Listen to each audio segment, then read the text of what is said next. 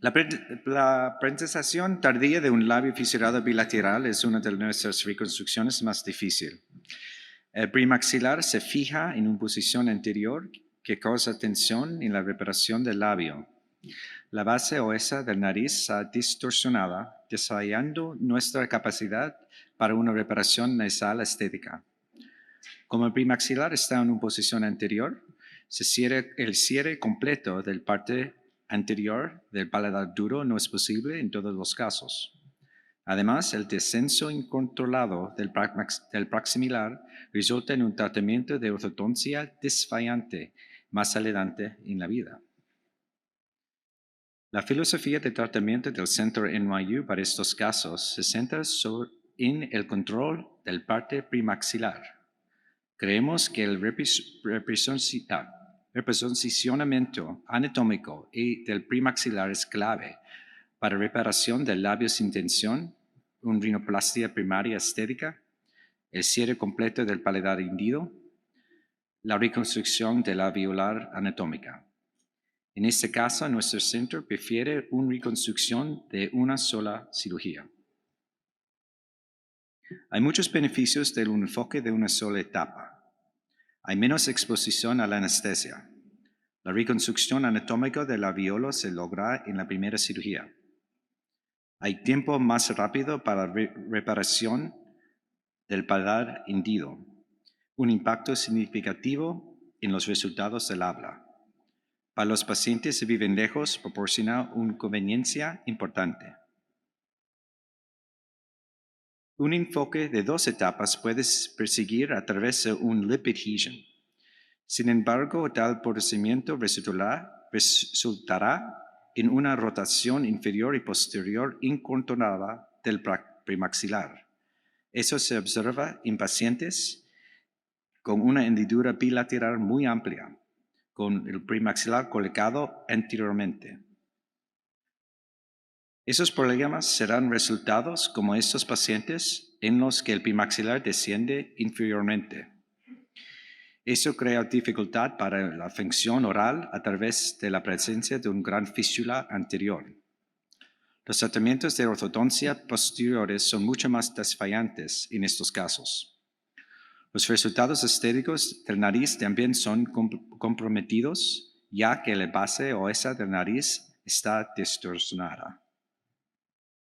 Mi enfoque cirúrgico consiste de una reparación de los labios bilateral de una sola etapa con retroceso premaxilar, utilizando una osteotomía vomarina, y un GPP bilateral para fijar el premaxilar en su posición anatómica. Utilizo la técnica de rinoplastia de Mulliken en estos casos.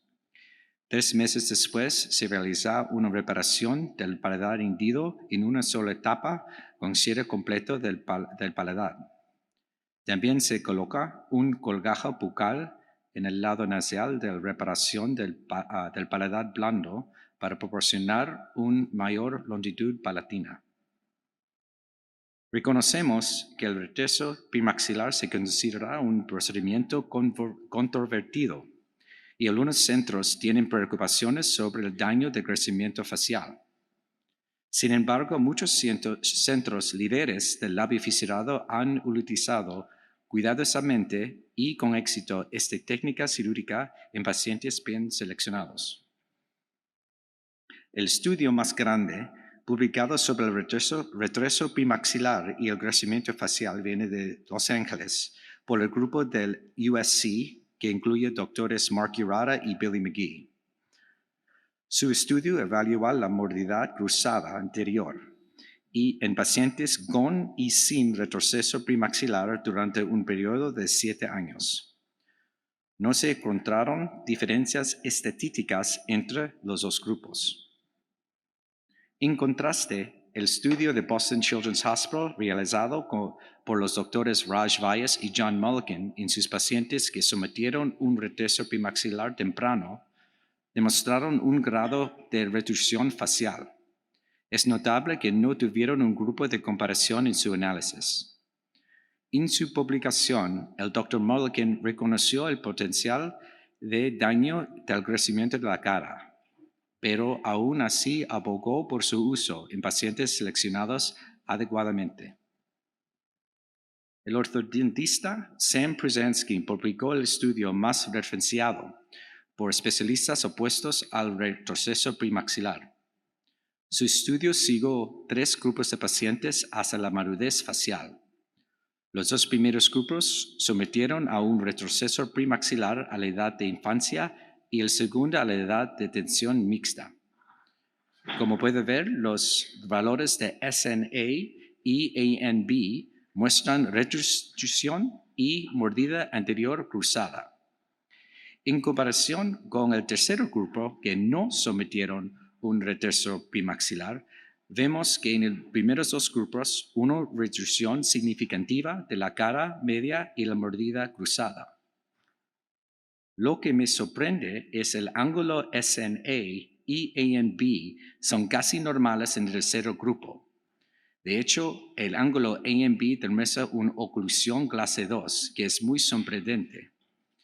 Si luego comparamos los mismos valores de SNA y ANB utilizados del base Eurocleft, que es la mayor evaluación de crecimiento facial en pacientes con labio fisurado unilateral y paladar hendido hasta madurez facial, vemos que los valores de SNA y ANB son comparables a los pacientes que sometieron el retroceso premaxilar temprano y tardío en el estudio de Sam Pruzansky. Por lo tanto, cuestiono la solidez de este estudio de Dr. Pruzansky bien referenciado. En nuestro centro de NYU estamos avanzando con el uso de retroceso premaxilar en pacientes seleccionados. Ese joven con anomalías cardíacas, neurológicas y con problemas genéticos se sometió en un retroceso premaxilar en una reparación bilateral labio fisurado en una sola etapa a los 2 años. A través de esta reconstrucción pudo lograr una reparación sin tensión en el labio. Los segmentos alveolares fueron reconstruidos usando GPP en los 2 lados.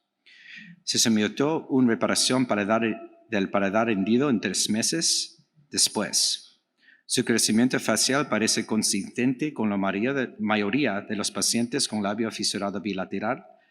Los resultados de largo plazo del crecimiento facial están pendientes. Para concluir, una reparación de un labio fisurado bilateral de presentación tardía de una sola etapa puede ser segura en pacientes adecuadamente seleccionados. Ofrece un tiempo más rápido para la palatoplastia. Se puede lograr una reparación del labio hendido sin tensión y se puede restaurar la base oesa de la nariz. La reconstrucción completa del paladar hendido es posible y los segmentos alveolares pueden reconstruirse anatómicamente. Creemos que los estudios sobre los efectos de esta técnica en el crecimiento facial no son definitivos y, por lo tanto, la decisión para continuar con esa reconstrucción debe ser con cuidado. Abogamos por priorizar la estética facial y los resultados del habla siguiendo la filosofía de Mulliken. Y creemos que este